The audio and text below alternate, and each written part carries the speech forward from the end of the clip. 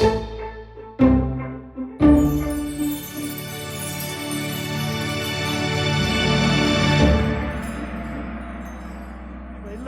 what we're going to do is we're going to read various things that we like and we're going to comment on them. Of course, Sandy has the huge advantage that he's written an awful lot of things and he had to choose from among his own writings, which is exactly what I wanted. And we will have some themes going along. And I hope you'll make some comments in the chat as we go. Now, Sandy and I have been Zooming a bit recently, and we've been Zooming with poetry, and I'll be producing a poem or two for you to read.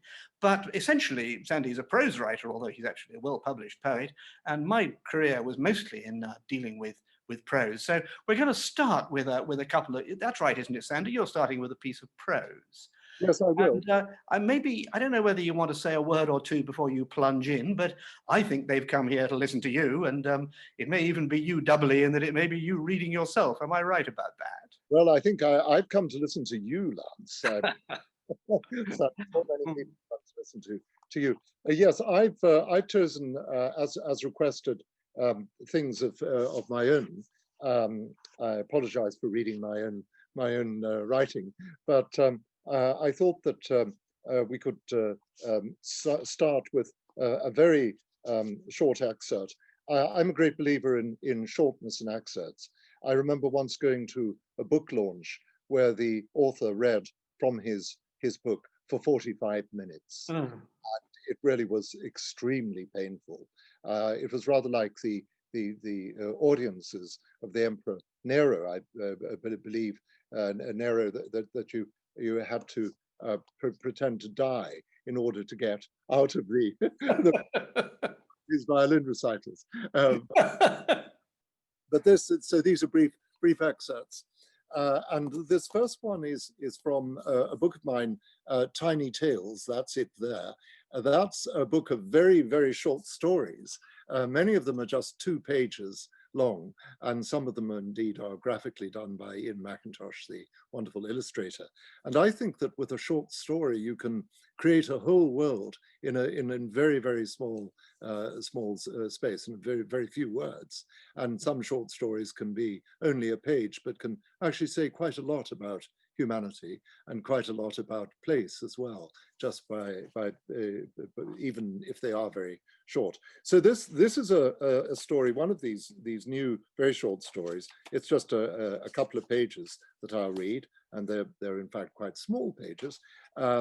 This book, Tiny Tales, and this story is called The Handbag, which of course gives us a bit of a clue, because the handbag is a well-known quotation. In fact, it's probably one of the briefest literary quotations that one can come up against. And what happens in this story, the background, because I'm going to start halfway through it, is that somebody has misdialed a number, dialed the wrong number, and has ended up talking, this man is talking to this woman. And rather than just saying, sorry, wrong number, they get involved in a conversation. And that has sometimes happened to me. I've dialed the wrong number and I've ended up having a brief conversation, but sometimes a rather pleasant conversation with somebody whom I don't know. You know, one could say something about the weather or, you know, something of that sort. So he starts to talk to her, and something very unusual happens in the course of this conversation. She cleared her throat. Excuse me, I've had a bit of a cough. It's lingered. I'm taking a cough syrup for it, one of those codeine-based linctuses. I don't really like it, but it suppresses the cough. And he says, they call that the antitussive effect. She asked him whether he was a doctor, and he replied that he was.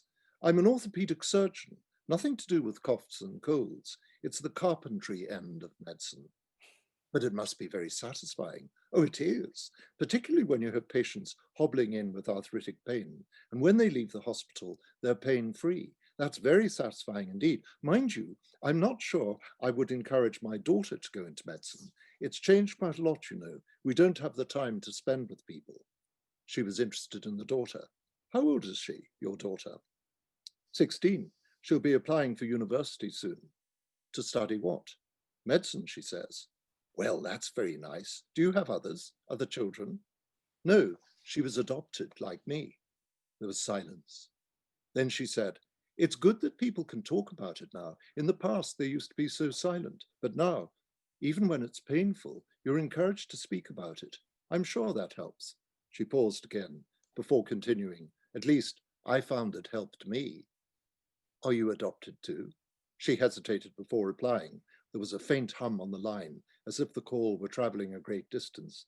No, I'm not adopted, but I gave up a child for adoption, or rather well, this is rather difficult to speak about, but we seem to be being very frank with one another.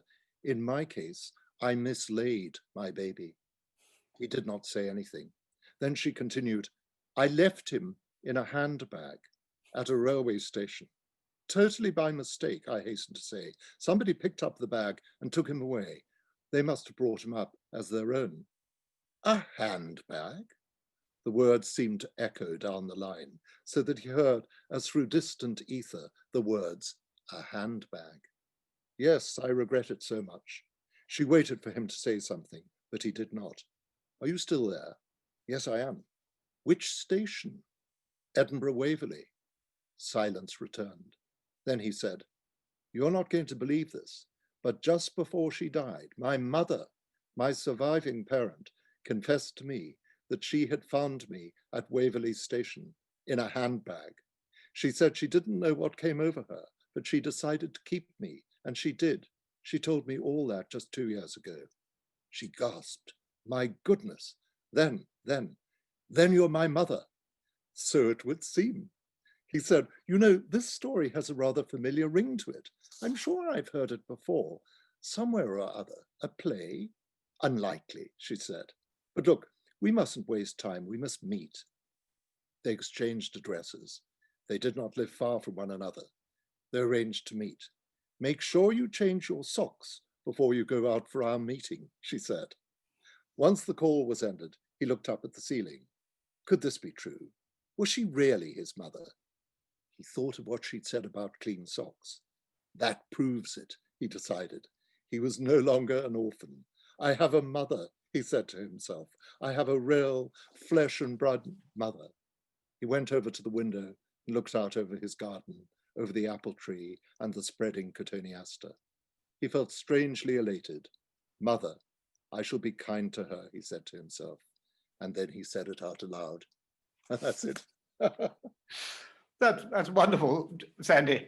I like that. You do make a speciality of picking up very small things, including photographs in some of your books, and writing stories about what you think the people in the photograph are doing and what their backstory is and what their relationship is now.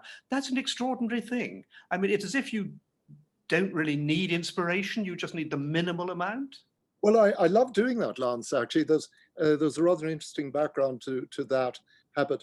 I was invited some years ago by a American photographic historian who had a wonderful collection of orphan photographs. These are photographs the old black and white photographs of the sort that people keep in biscuit tins in the attic. And he had this magnificent collection of photographs, and they were very, very strange, as these old black and white photographs often are. There were people doing odd things on the lawn, you know, walking around in funny costumes and all that sort of thing. And he asked me to write an introduction to this book. And rather than just write something about how interesting it is to see these records of the past, I decided to look at some of these photographs and construct stories around them. There was, for example, there was a photograph, a rather peculiar photograph of a medical student holding a skeleton. And this woman was sort of smiling, holding this skeleton in the anatomy lecture theatre or something of that sort. And I looked at that and I thought, ah, yes. And I wrote a story about this medical student who always was very, very taken by very thin men. And so the story sort of carried on in that way. And I so enjoyed that I sat down and wrote a first book about that. I've written 2 books based on these photographs. And I have such fun looking at the photograph. And if you look at these photographs, you have no idea what's going on, who the people are. you can come up with all sorts of interesting speculations about their activities. There's one in my most recent book of this nature, where there's a picture of this great big building in the background which has collapsed.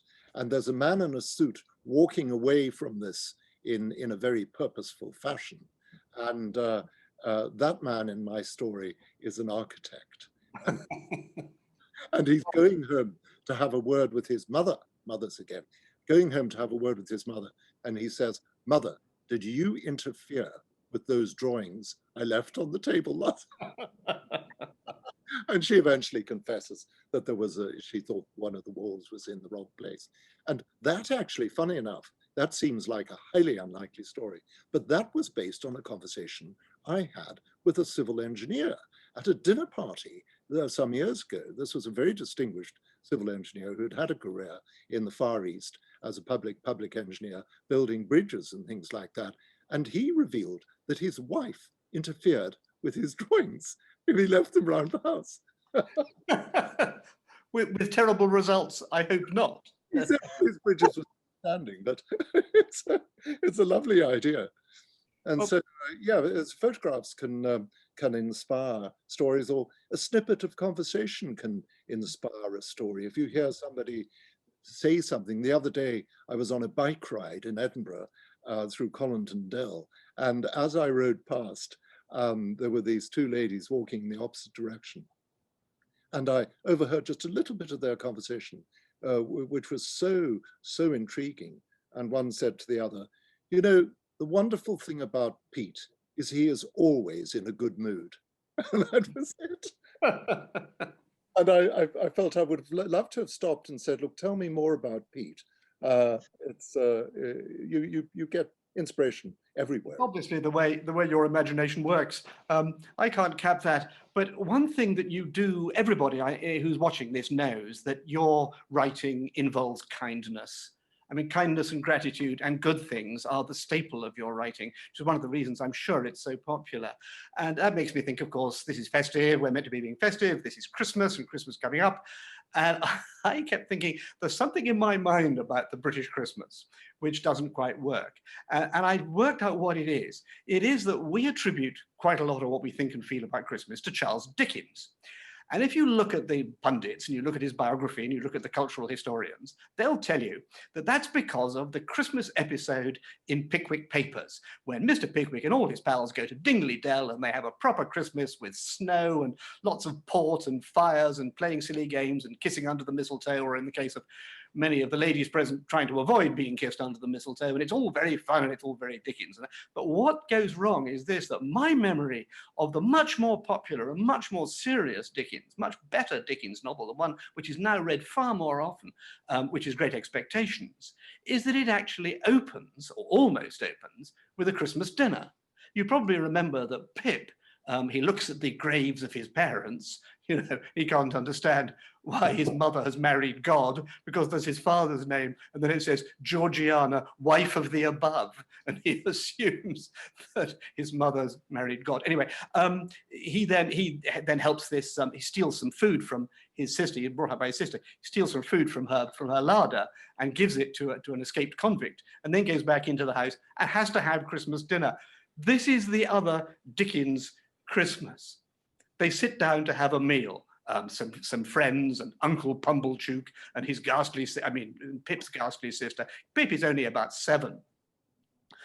You know, I can't write this stuff myself, and if I'm going to cap Sandy, I'm going to have to bring in the big guns, you know, Dickens here, you know. Among this good company, I should have felt myself, even if I hadn't robbed the pantry, in a false position. Not because I was squeezed in at an acute angle of the tablecloth with the table in my chest and the Pumblechookian elbow in my eye, nor because I wasn't allowed to speak. I didn't want to speak.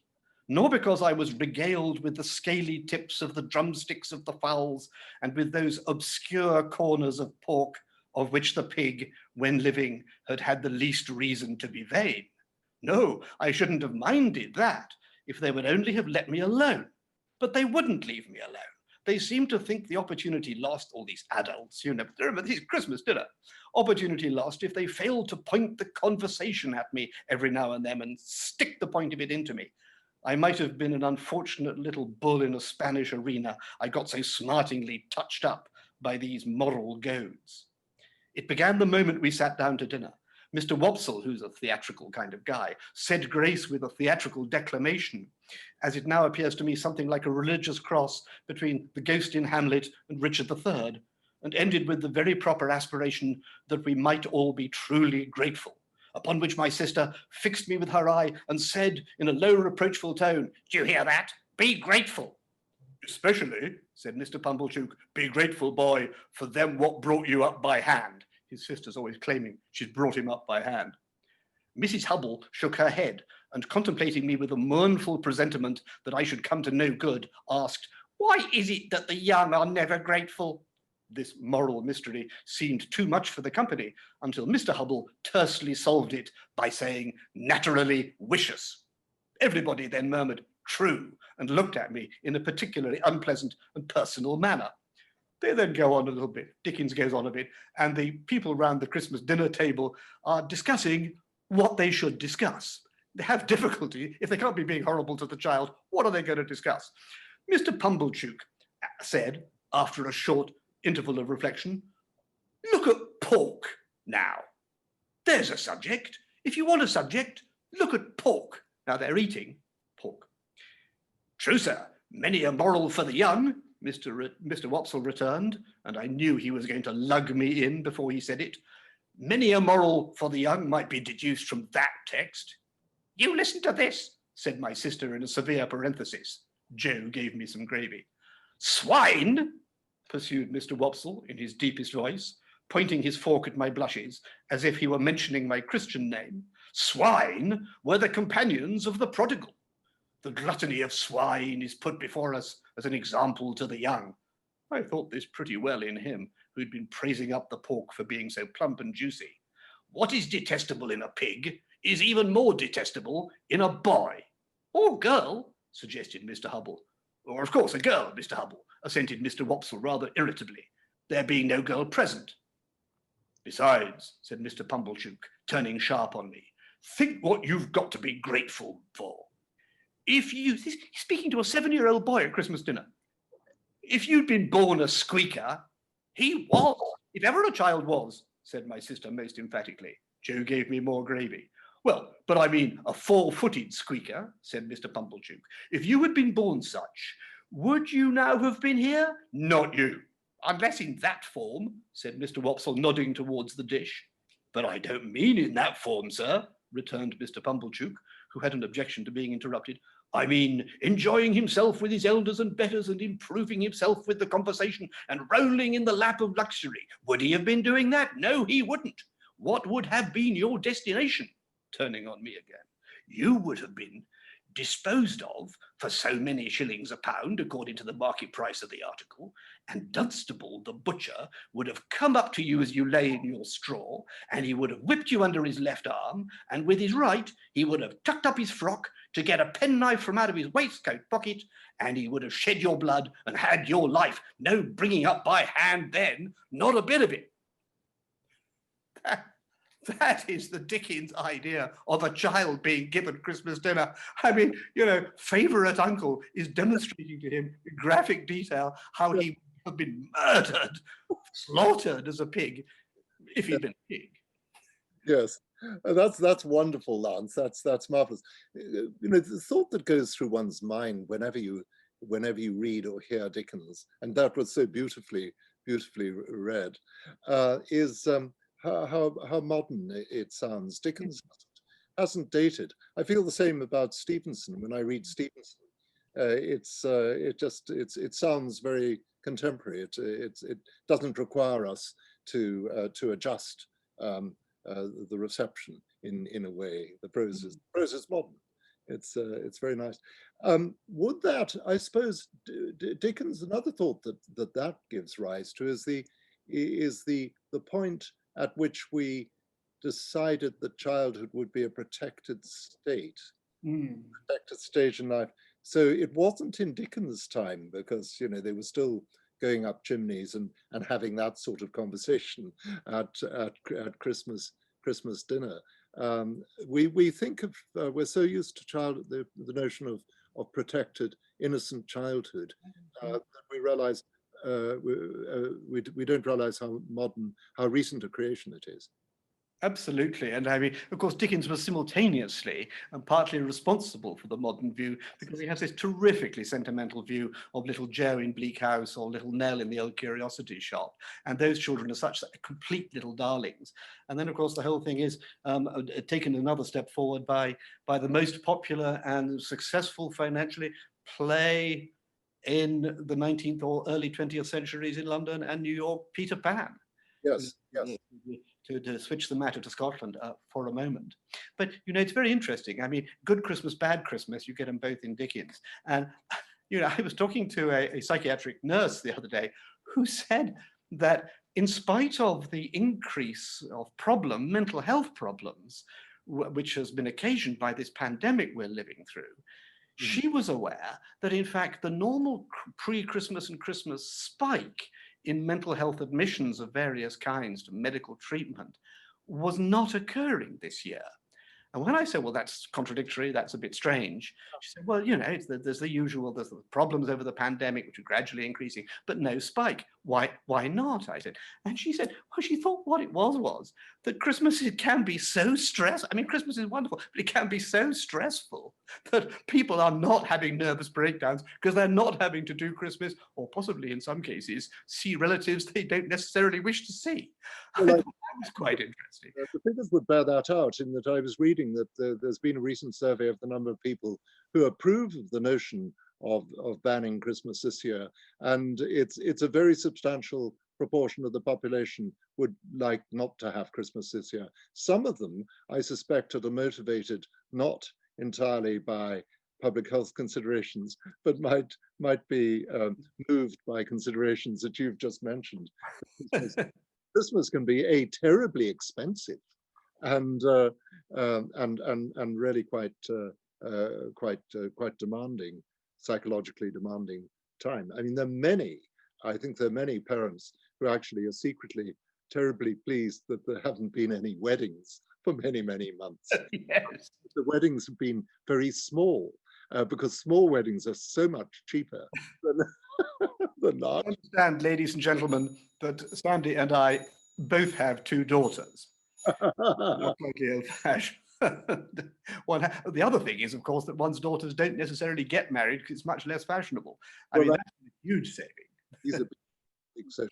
Shall I do you have another excerpt to move on to, dear one? The next excerpt, and this is from a recently published book of mine, which is called In a Time of Distance, and that's a collection of poetry.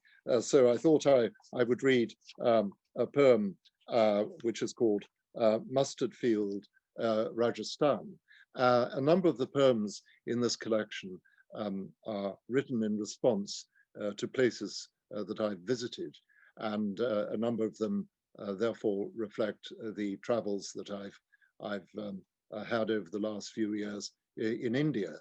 And what actually happened in this case was that I went for a walk in rural Rajasthan, and I came upon mustard fields. They grow a lot of mustard there, and there were these gorgeous mustard fields, and behind them rocky outcrops, little hills.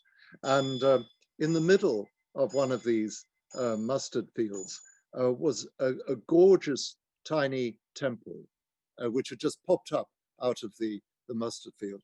And I was very struck by this. It wasn't a temple which was any longer in use, but it was quite well preserved, and it was just such a beautiful little building. And so I wrote a poem about it. Mustard Field, Rajasthan. Sometimes when you plant a field of mustard in Rajasthan under the gaze of a mountain, something unexpected may grow. Seeds, even from a reliable source, looking much the same as seeds do, may grow an unusual crop, a temple perhaps, or as here, a small temple with a slightly larger one a short distance away, the length of 2 priests laid head to toe, a home for comfortable gods, those familiars of hearth and home who may wait a long time for an offering and never complain that it's too small. You may not expect a temple to emerge, believing such things are made by builders, masons, architects. Seeing it here, then, may reveal your lack of faith in the occurrence of unusual and beautiful miracles. May persuade you of their possibility. That's all I'm saying. So it is in life. A surprise may follow upon what you do. A kiss planted on a cheek may grow into a love affair. A kind word, not meaning much at all, may become a jeweled encomium. A tiny gesture of understanding may end a feud, may change a life, may be a healing balm. A sprig of simile, uttered unknowing, may make us cry buckets, as we all have done, for what we've lost, for yesterday, for what we never knew we had. Do not be surprised then, if in your mustard field, an unplanned temple grows. Yes, yes. I mean, the inspiration for poetry, but you'll be astonished to know that I spent the last hour before I came onto this Zoom attending a friend of mine's Zoom, and he's a former ambassador to Albania, and it was an evening of Albanian poetry. I mean, I mean, I'm very, very keen on poetry, and I'm prepared to be quite keen on Albania if you let me. But the Albanian language is what you might describe as a little bit impenetrable. And we had them reading Albanian poetry, and then from time to time translating it, so we got find out what it was about. And the poets were also saying things. They say that they seemed, all of them, to be prepared to say that poetry was from the heart. And I thought about it. It's an ancient cliche, of course. Poetry is from the heart. That is to say, presumably, not from the head. It's not intellectual. Well, I mean, in a poem like the one you've just read, a fairly simple encounter, though with a lovely thing, and a fairly, or definitely comprehensible poem. Would you say that's from your heart in some way? Or do you intellectualize it when you go into the second part and you start saying, it's like that in life? Well, I think probably I would hope that it proceeds in large measure from the heart, because when I write about a place, it's often an emotional reaction to that place.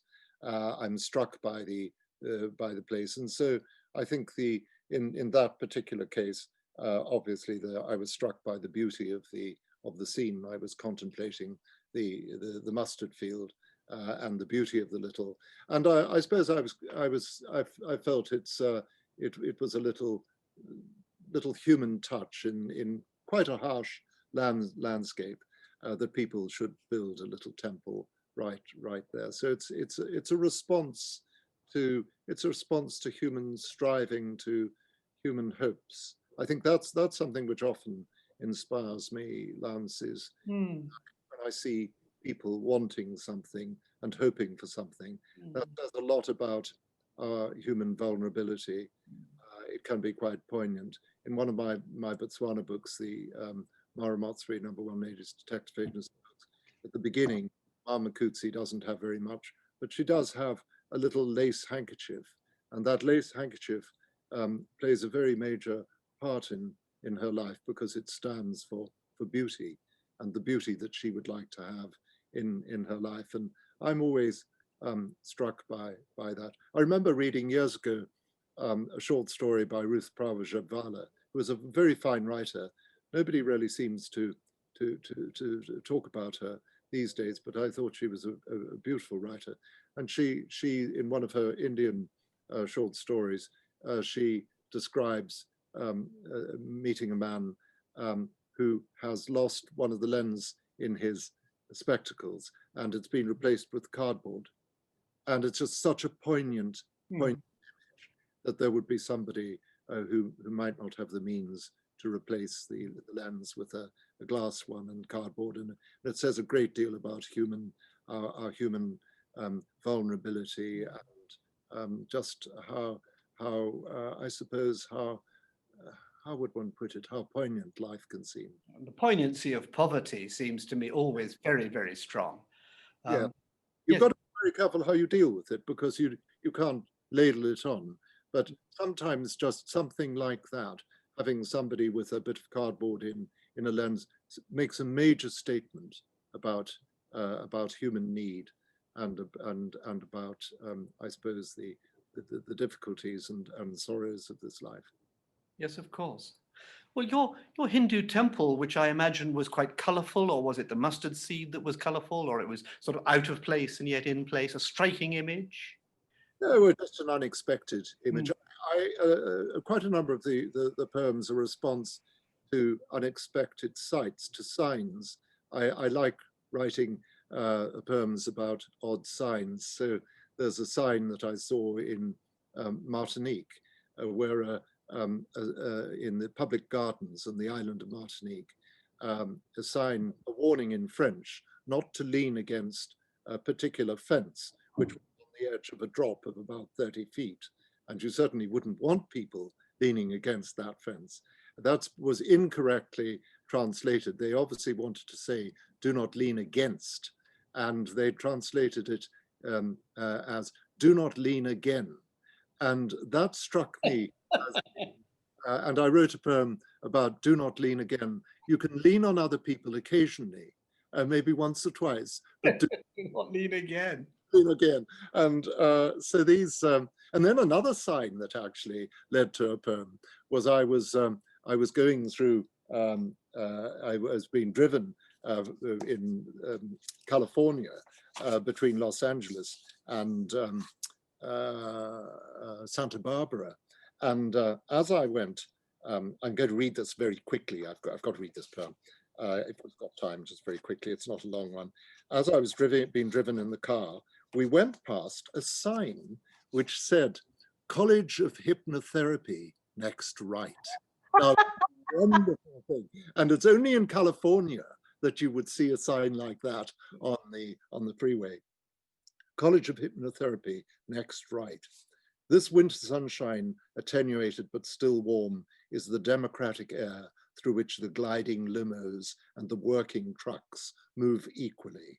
Bare hills describe the outer limits to this Los Angeles landscape, indicate the boundaries of the possible in a place where anything can be done. For this is where illusion has its kingdom, where things can mean what you want them to mean and more, where the paying customer is only too ready and willing to that being fooled is satisfactory entertainment. The autumnal fall of leaves is not an issue here. Along the banks of this interminable highway are eucalyptus, tipu trees, riots of bougainvillea, all asserting that perpetual summer pertains in this south. Even one suspects the lotus itself blooms here, tended for personal use, of course. Somewhere under the glitter of distant gleaming towers, somewhere under the acres of quite undifferentiated roofs, there is an old history here of conquest, disposition, of forgotten missions, of old and modern empires locked in a tawdry struggle for the right to name. And now Mexico seems ever closer than it was. Spanish seeps into the interstices of a Protestant life that's never been all that happy in the sun. Kisses and softens Anglo-Saxon place names that need only a vowel to make the transition to sympathy and the guitar. The signs flash past. City of 1,000 oaks, first exit ahead. I count only 6, planted along an unexceptional concrete mall. 900 and more must be elsewhere, as many promises are in a place that assures you your future is attainable. And then a sign that warns, College of Hypnotherapy, next right. This says so much. You will leave the road, close your eyes, and let your mind drift as it will. Replace thought with no thought. Listen to my voice. This is the College of Hypnotherapy, speaking to you. Next right. Now don't put change off. Keep driving. Do not flinch. You can be better. You can stop the things you want to stop. Believe in me and in this sign, College of Hypnotherapy, next right. Yes, that's lovely, isn't it? I mean, while we're talking about poetry and the inspirations for poetry, whether it be a temple in a field of mustard seed or a sign on a Californian highway, I must tell you the story of as you know, Sandy, I spent some time working in a French university, and I was working in a literature department, and I was trying at the time to write a little poetry of my own. And this very topic that we're now discussing came up.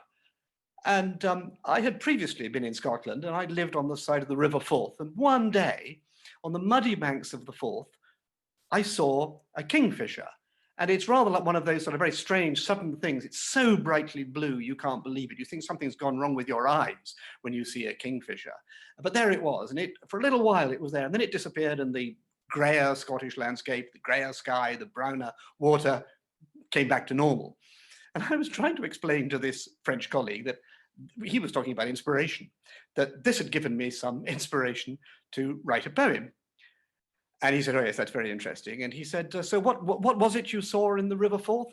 And I said to him, a pneumatic drill. Now, he looked at me rather, we were speaking French, he looked at me rather strangely. And I said, you know, those pneumatic drills that are that brilliant color, and for a moment they're there and then they disappear. And he said, are you absolutely certain it was a pneumatic drill? I said, yes, you know. I said, it's what's called a marteau piqueur. And he said, oh non, monsieur, c'est un martin pêcheur. A martin pêcheur is a kingfisher, and the marteau piqueur, and I had confused the two in my French, is a pneumatic drill. And he thought, God, these Brits, you know, they can look at a river and see a pneumatic drill and write a poem about it. How fantastic. That would deserve lots. That would deserve a poem in itself. A poem about. Yes, a poem about talking about the poem about the pneumatic drill. In fact, it's going to be called. What is it going to be called? I suppose Pneumatic King or something. I think taking Wallace Stevens, you know, the idea of order at Key West, the idea of pneumatic drills on the Forth. On the River Forth. You know, the River Forth behind my house at the Fords of Frew on the Castle of Stirling. Rob Roy was taken across after he'd been captured by the bad guys, and it's all sort of frightfully famous. And the Forth there in the summer goes so dry that you can walk across in gumboots. Really? It froze so that you could drive a motorbike because it's shallow. You could drive a motorbike up the river. It's quite extraordinary. Oh well, there we are. I thought I'd come back with a poem. This is by a modern Scottish poet some of you may know, called John Burnside. Seems rather a good Scottish name, Burnside, isn't it? And he's a good poet. And his poem that I'm going to read, short one, is called Winter Holidays. I think he means the Christmas holidays. And so I'm trying again to focus a little bit on what it's like to go through this period that we're all coming up to. It's just 3 stanzas. What will we see looking back on this not quite life? How it almost snows over Christmas, those webs of white dawning across the hills and melted by noon, and how we are almost happy with the lit glitter of the tree, the stillness that clings to the window like moss, and the smell of our own warm comfort filling the house on long afternoons, till we turn to the nearly blue of night on the glass, or stand out in the garden looking up at circles of counted stars and feel ourselves a little strange again, neutrals in the mystery of presence. Presence spelled C-E, not T-S, I should add at the end there. We feel ourselves a little strange again, neutrals in the mystery of presence. And you know, this talk is coming to us where Sandy and I are talking on the basis of the Arthur Conan Doyle Center, as you realize. We're a spiritual organization, but you know, I think there are 2 ways for that. One is insisting, and the other is wondering. And this is a poem, I think, about wondering in winter. We are neutrals. That is to say, neutrals in both directions, the wonders of science and the wonders of spirit, but wondering what those things really come down to, since after all, nobody knows what the ultimate spirit is, and nobody knows what a quantum is actually made of. So in both directions, we're wondering, neutrals in front of the mystery of presence, because the one thing that's sure is that we're here, we're conscious, and something is present. Sorry, Sandy, what did you make? Do you know John Burnside? I don't, but I thought that was a lovely poem. I love the almost, the not quite theme. in it.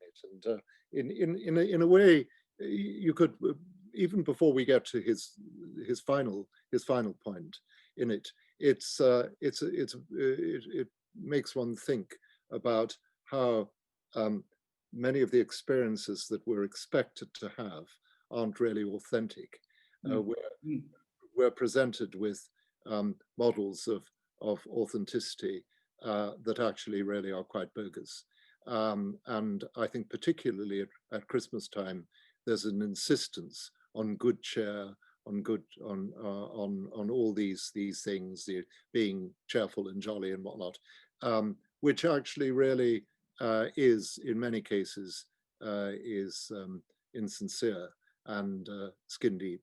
And that's not, I mean, I'm not, I suppose I'm not trying to sound mean-spirited about it, but I think it's very important that we must always be able to distinguish between authentic spiritual experience and authentic experiences in general, and the things that we're told we should be experiencing. And that has happened to Christmas as a great and important spiritual festival. It's become a great and important commercial festival in which people are encouraged to behave in a particular way and manifest certain attitudes and whatnot, which may not reflect what they really want. Yes. All of which would suggest that those who say we should try to get back to the true spirituality of Christmas, which is a spirituality which can be expressed not necessarily in a religious context, although obviously that is its root here and is very important, but actually we need to try to get back to the genuine feeling that it has, and try to strip some of the commercialization, the commercialism of it. Well, how old were you, Sandy, when you realized that Father Christmas had been invented by Coca-Cola? Well, I'm just coming to that realization, but I remember the precise moment when I was told that Father Christmas did not exist. It's interesting, in one's early years, we have memories, obviously, of some very significant moments, often moments which are rather odd. One can remember, I can remember something from the age of 4, which was of total lack of consequence.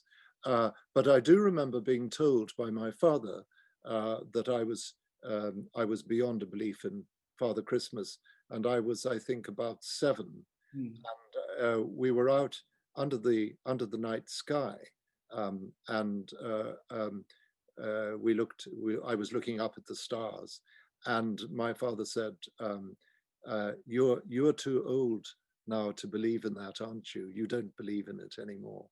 And of course, I had my doubts, but I was determined not to allow those doubts to come to the fore, because I was very worried about the consequences in terms of number of presents that an abandonment of belief would be. So it's interesting because I remember the moment, but I remember what was going through my mind, and it's my first memory, I suppose, of the issue of hypocrisy. Yes, of course. Do you have another reading for us, Devoy? Yes, I do. A final one, which final from me, which is a little excerpt from this book, which is one of the earlier Mara Matsui #1 Ladies Detective Agency books. That I think was published in 2014, so about 6 years ago. So it's 5 or 6 books ago in the series, and it's called Precious and Grace. Precious and Grace being the first names of the 2 principal characters, Mara Matsui and Mama Kutsi. And in this excerpt, and it is appropriate for this particular season, Mara Matsui goes to the Anglican Cathedral in Gaborone. And I put in some of my books, I put real people with their consent. And in the Mara Matsui books, I've often mentioned Bishop Trevor Mwamba, who's a friend of mine, who is a real person, and he was Bishop of Botswana. And so I wrote what Trevor might say in his cathedral, and showed the manuscript to him before it was published, and said, is this okay? And Trevor wrote back and said, I think that's more or less exactly what I'd want to say. So it has the imprimatur of the, but it is, I think, quite an important message that Trevor Mwamba is revealing in this. So here we have Marimotswe in the Anglican Cathedral in Gaborone. But now, as the bishop spoke, she restricted herself to just the merest nodding of the head in agreement. Somebody asked me the other day, he said, when we should start teaching children about forgiveness. That's the question, she asked. Marimotswe looked up at the ceiling, so high above her in this new cathedral, and at the electric fans suspended from the ceiling, stirring the air so ineffectively with their sluggish blades. I was surprised by the question, continued the bishop, because I think that forgiveness is one of the first things. Forgiveness is at the heart of the way we live our lives, or should be. So when we teach our children about the things they need to know about the world, about how not to touch fire, about how to wash their hands or to put on their shoes, yes, even about the map of our world, about where Africa is, and Botswana, about where the Limpopo runs, or the Okavango, about where the great Kalahari lies, all these things, we should also remember to teach them about forgiveness. We must teach them that when another person wrongs us, hurts us perhaps, we should not strike back, but should be ready to forgive. We must teach them that if we do not forgive, then we run the risk of being eaten up with hatred inside. And that hatred is like acid that will gnaw and gnaw away. That is why forgiveness must be taught right at the beginning when we're teaching about these first things. Yes, thought Marimotswe. Yes, this is all true. This is all very true. And yet, he went on, who talks about forgiveness these days, other than the people who come to this place or to places like this? What politician, what public person do we hear standing up and saying that we must forgive? The message we're more likely to hear is one of blame, of how this person or that person must be held to account for something bad that has happened. It is a message of retribution. That is all it is, a message of pure retribution, sometimes dressed up in concern about victims and public safety and matters of that sort. But if you do not forgive and you think all the time about getting even or punishing somebody who's done you a wrong, what are you achieving? You are not going to make that person better by hating or punishing him. Oh no, that will not happen. When we punish somebody, we are often just punishing ourselves, you know. If people lock others away, they are simply increasing the amount of suffering there is in the world. They may think they're diminishing it, but they are not. They are adding to the burden that suffering creates. Of course, sometimes you have no alternative but to do it. People must be protected from harm, but you should always remember that there are other ways of changing a man's ways. My brothers and sisters, do not be afraid to profess forgiveness. Do not be afraid to tell people who urge you to seek retribution or revenge that there's no place for any of that in your heart. Do not be embarrassed to say that you believe in love and that you believe that water can wash away the sins of this world and that you are prepared to put this message of forgiveness right at the heart of your world. My brothers and sisters, do not be afraid to say any of this, even if people laugh at you or say that you're old-fashioned or foolish, or that you believe things that cannot be believed. Do not worry about any of that, because love and forgiveness are more powerful than any of those cynical, mocking words, and will always be so, always. Marimotswe looked about her. Nobody was asleep now. Seated next to her, a man whom she'd never seen before reached into his pocket, took out a fresh white handkerchief, and put it briefly to his eyes. He was by himself, and she thought, his wife is late. And she reached out and touched the sleeve of his jacket, very gently and very briefly. And he looked at her with surprise at first, and then with gratitude. There was no need for words, and anyway, the bishop was finishing what he had to say, and the choir was rising to its feet. Yes. That's lovely, Sandy. You're a very unusual writer because you do insist on forgiveness and love, and all your characters seem to me to be, well, to deserve it. I mean, you're like Thomas Hardy, only this one way, who said that he thought that nobody deserved less than they got, Right. which is amazing for him, but it's less amazing for you because you appear very benevolent as a person. Well, that's very kind of you, but I think forgiveness is terribly important, and we do live in a very retributive age. We're very, very keen to talk about blame, and people get great pleasure from blaming other people for what goes wrong, and so we don't really hear much about forgiveness. We're very keen to rake up the wrongs of the past. This raises very big issues about where we draw the line in history. There comes a point at which historical wrongs, I think, have to be laid to rest. We're in dangerous territory there, of course, because there is the famous comment about those who don't remember being condemned to repeat. And of course, that is true. We must remember the important saliences of our history, and we must remember certain things that we mustn't allow to recur. But I think apart from that, we need to be prepared to allow past injustices and past wrongs to be part of the past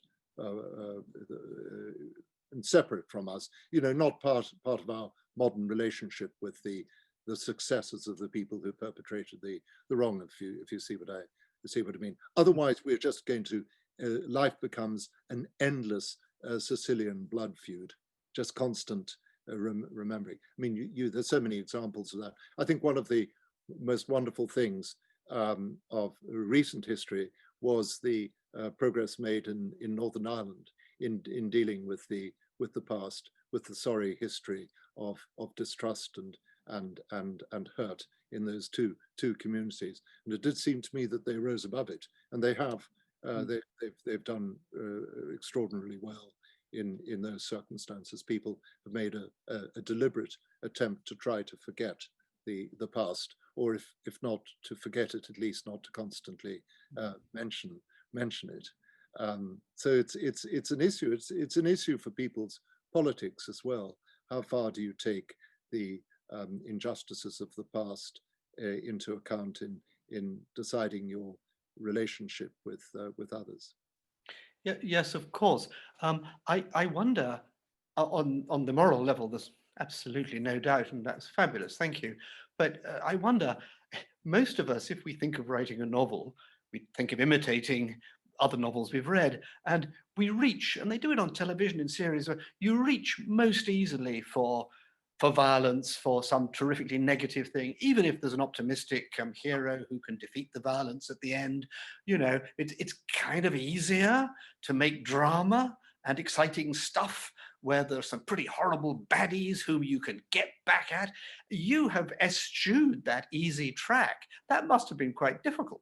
Well, well, to an extent it was. I mean, I had to deal with many accusations of being a utopian novelist when the prevailing spirit is dystopian, and I think I can defend my position philosophically if pushed to do so. I think there is a really serious issue here, though, Lance, about the way in which we entertain ourselves with violence, and about how the bar for getting our attention has been raised further and further up the violence scale. That people are not content now with just very minor violence. It must be dramatic violence. They want serious pyrotechnics, and they want serious injury to be portrayed. And I think it's a question of, it's a question of mental health. The mental health of a society that spends all its time contemplating dysfunction, social pathology, confrontation, conflict, and violence is unhealthy. It's not healthy. We obviously must be aware of that, and writers and literature must portray the harsh face of of our age to an extent. But we shouldn't say that that is the be all and end all, because it isn't. There's another side to life. I mean, I'm accused of just dealing with I suppose, with the virtues, with characters like Maramatsu, Maramatsu is a kind woman. She's kind, she's loving. And people say, oh, well, you know, that's not what the world is like. The world is quite a bit like that. There's a lot of that. Most people lead straightforward, good lives and want to lead straightforward, good lives. Most people don't actually want to be involved in constant confrontation and conflict. And I think it becomes quite alarming when you contemplate the sort of things, video games with which children may entertain themselves, where the entertainment is shooting and destroying other people and inflicting pain on other people. And I just do not see how that can be at all healthy. So we've come to accept violence as the default position, and misery as the default position, and the portrayal of the bleak as the default position. And the language that is used, the language which is used in cinema and films now is aggressive. And if you use non-aggressive language, you're accused of being old-fashioned. Yes, yes, yes. And I think there's a serious issue of the health of human culture involved in that. Well, there's a wonderful history book you may know by Barbara Tuchman, the great American historian, I think now dead, called A Distant Mirror, and it's a devastating account of the 14th century. And the book is called A Distant Mirror because she reckons, I imagine that she's of Jewish origin and so on. She reckons that, not just because she's Jewish, that you know, the 20th century is mirrored in the horrors of the incredible wars and the incredible plagues and the ghastly things that happened in the 14th century. Yeah.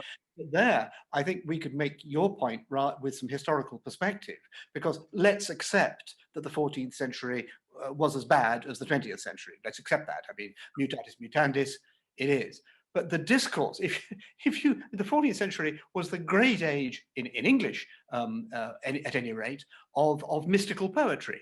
And cathedral building and the Cistercian abbeys, and the discourse in, you know, Sir Gawain and the Green Knight, or even in the supposedly scurrilous Chaucer, is much less violent and more benevolent than 20th century discourse has been. And you're right, that quotation, it was a Nobel Prize speech, wasn't it? Was it Samuel Beckett, or was it about the Solzhenitsyn, but portraying the harsh face of our age? I don't recall where it comes from. It's certainly not original. No, well, it's a Nobel Prize. Obviously, the old sort of, you know, lovely old Norwegian duffers, whoever they were, who were dishing, sort of happy bourgeois, dishing out prizes to Samuel Beckett, had to come up with some reason, and they came up with the idea that, you know, he was a good portrait of the hard face of our age. He had been sort of Hemingway.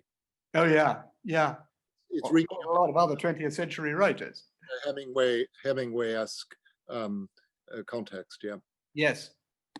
So you know, it's interesting, isn't it? So it isn't just that there is the amount of violence or horror. It is, you're right, the language, the portrayal of it, the infiltration of it into people's minds, and the equipment they have to deal with it. And whatever you think of religion, particular religions or anything, at least religion was a possible échappatoire, a kind of way out from just focusing on that. And if you reduce society to a thing which has no religion and no spirituality and no other dimensional thinking, then I think there's a terrific loss there. We're condemned to a very narrow and awful prison. Yes, if that happens. Because I'm really glad that we're cheering everybody up in this way. Yes, yes. Well, look, I don't know whether we're going to quite go the distance, because you know, I'm a great follower of the great early 19th century wit Sidney Smith, who among other apothegms pronounced short views for God's sake. And I'm very keen on short views. Nonetheless, I do have, perhaps slightly cheatingly, two very short poems to read, and the reason I'm cheating and having an extra poem will become clear to you. The first one I'd like to read is simply getting into that position of balance and openness and being neutrals in faced with the mystery of presence. Following that, and of course all the things about forgiveness that Sandy's talking about.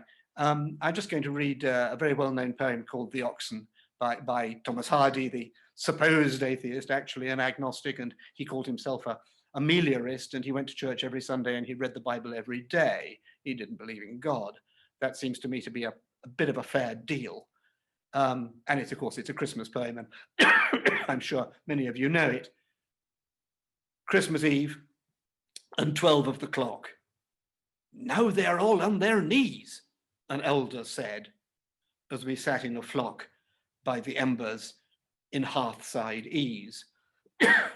We pictured the meek, mild creatures where they dwelt in the strawy pen, nor did it occur to one of us there to doubt they were kneeling then, Christmas Eve.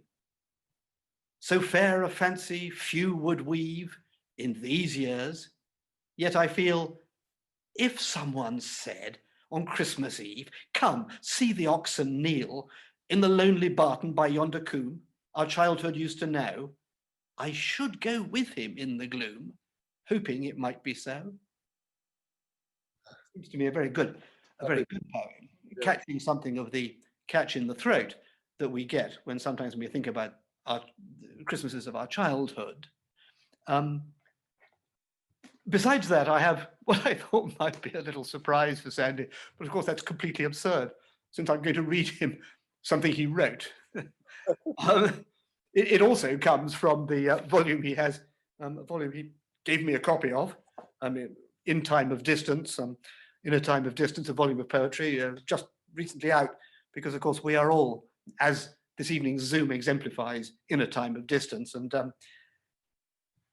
if Sandy's sometimes accused of being old-fashioned, well, he's right up to the minute on this one. The very last poem in this volume, and this is why I crave your permission to slip it in, is called Friendship.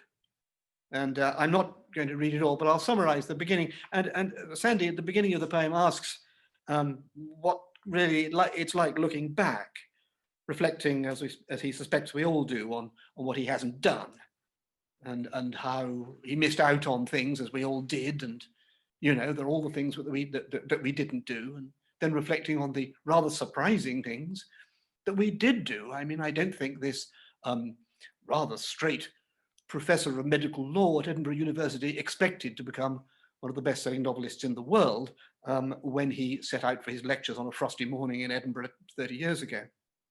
But the surprising things that happen to all of us. I mean, you never know when you're suddenly going to say, pneumatic drill instead of. And the poem goes on in the last two stanzas go like this. Even now, when I have done things I never thought I'd do, I still have a list of things unattained. It's too late to learn the piano, too late to drive a car capable of 60 up a hill, or indulge in a Morgan three-wheeler. And rather dates you, Sandy, they gave up the three-wheelers about 30 years ago. I'd catch cold in a car with no roof and possibly die. But then I think of one thing I have that means 100 times all this.